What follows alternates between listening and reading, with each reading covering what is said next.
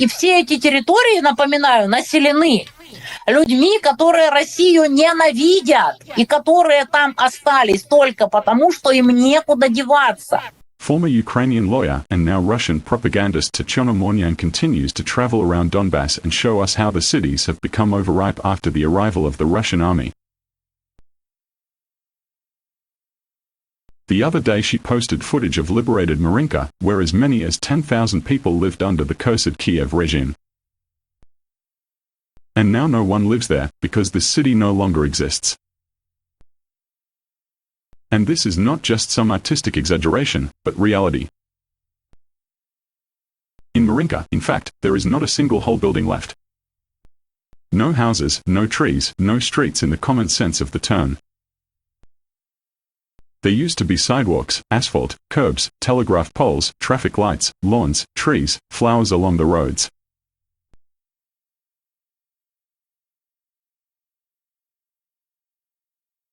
Now it's just some kind of rolling track among the ruins. That is, even the silhouette of the town is not left, and in this rut it is absolutely impossible to recognize one of the main streets of the city. The whole city was simply wiped off the face of the earth. And it is clear that all of this cannot be restored under any circumstances. I mean, well, yes, in theory it is possible to demolish and remove all these ruins. Well, it will probably take several years, but technically it is possible. Then it will be possible to build some new houses on this cleared area and call it all Marinka.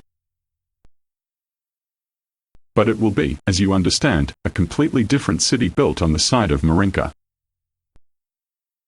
It is much easier and cheaper to build it just somewhere in a field from scratch than to clear all this rubble, remove it, and pull mines and shells out of the ground. What Russia is doing is the total destruction of Donbas. And characteristically, Tatiana Montyan herself understands this perfectly well and openly admits that the surviving population of these captured Ukrainian territories hates Russia for what Russia is doing to them.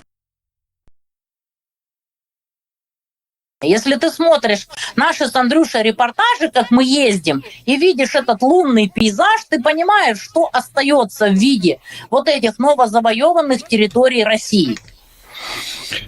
Что с этим потом делать? И все эти территории, напоминаю, населены людьми, которые Россию ненавидят и которые там остались только потому, что им некуда деваться. This is just something unbelievable. That is, Tatiana Montyan herself recognizes that Russia is stupidly turning the captured territories into a moonscape, not liberating them. She recognizes that the population of these territories does not welcome Russia, hates it, and yet she continues to support this war. So she is saying explicitly that people are not waiting for Russia, they are not happy to be liberated there, yes, they don't consider it liberation. Since they hate Russia, they don't want it, they don't think that Russia helped them, on the contrary they consider Russia an invader, an aggressor. Montyan recognizes that in fact Russia does not help anyone, but destroys everything, because it is clear to everyone, it is impossible to deny it, that this is not help. What you see in front of you is not helping people, it is just total destruction of everything. It cripples people's fates, it makes people unhappy, it deprives millions of people of their homes, their cities, the places where they grew up. That is, Montyan sees all this, understands all this, and still happily continues to support this mockery of the inhabitants of Donbas. Here is a video from Krasnohorivka, another town liberated by the Russian army, located not far from Marinka. And here it is almost the same picture, that is, everything has been destroyed, high-rise buildings are no longer restorable, the refractory factory, which was a city-forming enterprise, has also been destroyed, so, well, there is no work here anymore and now it is also necessary to build everything from scratch, the factory, the houses, the whole town. Is there any sense to build the whole city from scratch? No, because, well, first of all, for whom to build it?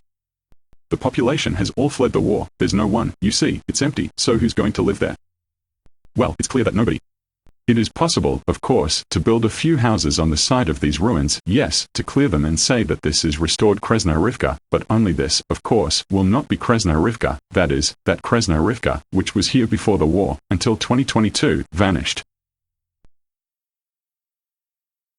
This is perfectly clear to everyone, well, to any normal sane person. And again, you can say as much as you want that the Ukrainian army is to blame, that it turned these cities into fortresses, that it was sitting there. Well, wait, who forced you to attack it? Who the hell told about all this special military operation, will demonstrate real decommunization, and began to attack and shell these cities? Until Russia attacked, until the Russian army came there, they were intact and unharmed. Nothing bad was happening to them, people were living there, people were still going to work there, even though there was a frozen front line nearby, people were living there more or less normally.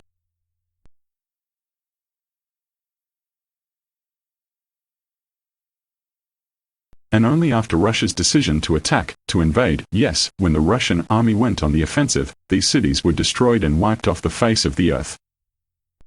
So, what happened to them is entirely the responsibility on the Russian side. Under the slogans of liberation, of helping the people of Donbas, total genocide came, simply destroying everything and turning Donbas into a desert. И вот Россия получает территории, которые населены множеством пророссийских, на которых забили, которыми вообще никто не занимается. Вот мы вот ездим, им еды привозим. И огромное количество ненавидящих Россию, которые не свалили, потому что им некуда сваливать.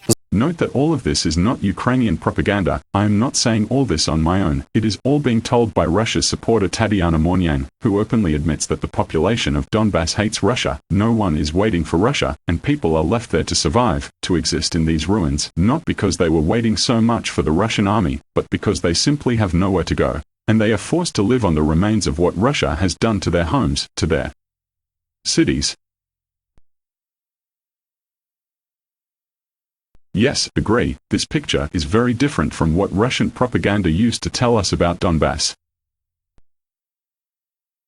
This is the price of all those stories about referendums, for example, where 90% were in favor of Russia and everyone was just getting ready to welcome Russia with flowers, and here you have a pro-Russian woman telling you about the real mood of the local population, that they simply hate Russia for what it has done.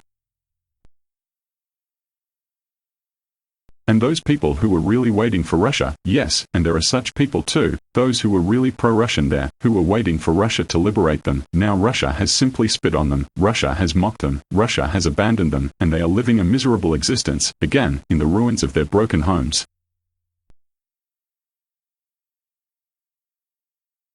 This is how Russia thanked them. Again, this is all from the words of Tatiana Montyan. You can't say that we came up with this ourselves, and this is some Ukrainian propaganda. I mean, if you think about it, this is just, well, some kind of complete madness. Yes, I can't recall any analogies in history. They first told us that we should help Donbas, because the population is being oppressed so much, but how are they oppressed? Oh, they have violated some rights, they forced them to learn the Ukrainian language or something else. Well, let's say, even roughly we can imagine, that they were oppressed. Well, how did they help?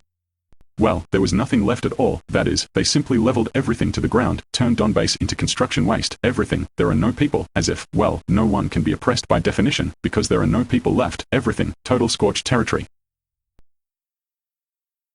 And they continue to support all this, that is, they recognize that they break people's lives, that they have brought no joy to anyone, they have brought only grief, and they still continue to support this war, continue to support Putin.